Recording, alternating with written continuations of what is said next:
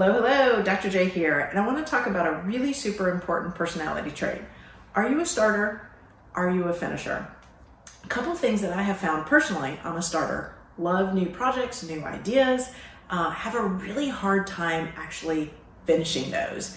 And then I have friends and family that are finishers, but they have a really hard time actually starting a project. And a couple of things that I have learned through this is starters tend to get bored really fast, and finishers tend to have this idea of perfection. And so they can't necessarily get started until they get the idea. And then once it is, they finish it, no problems whatsoever. But most importantly, you know how to finish the projects you start, and you know how to start the projects you already know how to finish. Are you a starter or a finisher? Now, let me break the two down for you. If you're a starter, you're a person that is eager to get to the starting line, right? You're excited and you're ready to go.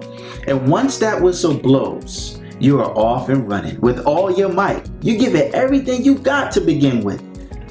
But somewhere down the line, about halfway, you start to slow up, right? You stop accelerating, you start jogging, then you stop jogging and you start walking, and then you stop walking and you start dragging your feet. You start kicking dust. You start coming up with excuses about why you can't finish. You start procrastinating. You start contemplating. And next thing you know, you're standing still. And the finish line is right over there, but you're not moving anymore. Now, if you are a finisher, you're quite the opposite. You're somebody who is dragging their feet to the starting line, right? You coming up with all these excuses about why this is not a good time to get started. Maybe tomorrow. And then when you finally get down to your stance and you hear that whistle blow, you jog. You start picking up the pace, but when you see that finish line, oh, you start to accelerate. Oh, you give it everything you got and you run across that finish line with your head high and your chest out. You're a finisher. Now, I truly believe that everybody is born with one or the other as a natural talent. I truly believe that. Either you're a starter by nature or you're a finisher by nature. Now, it's your job today to identify which one are you. Right? Remember, we're talking self-motivation. This is important. Once you identify this, then you know what to work on. Personally, I'm a finisher. I'm not a starter. I don't run up to the starting line, right? I don't. I'm kicking my feet. I'm dragging my feet. I'm thinking about this. I'm thinking about that. But when I hear that whistle blow, I start jogging. I start convincing myself why this is a good idea. And then when I do see that finish line, when I'm about halfway, then I start to pick up the pace.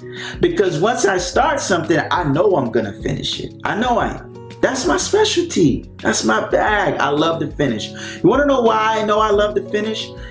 Every time I complete something that I set out to do, I have the biggest smile on my face and on my heart.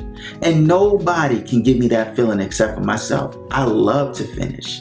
I love to finish. Now, here's the thing. I want to talk to the starters and the finishers. Listen, the only time you lose is when you quit. I want you to remember that.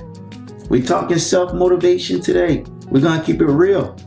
The only time you lose is when you quit. I don't care if you come in second place. I don't care if you come in 10th place. All I care is that when you start and you're a starter, you find a way to finish. You figure that out. That's your job. That's your job. Listen, we are getting to know ourselves each and every single day.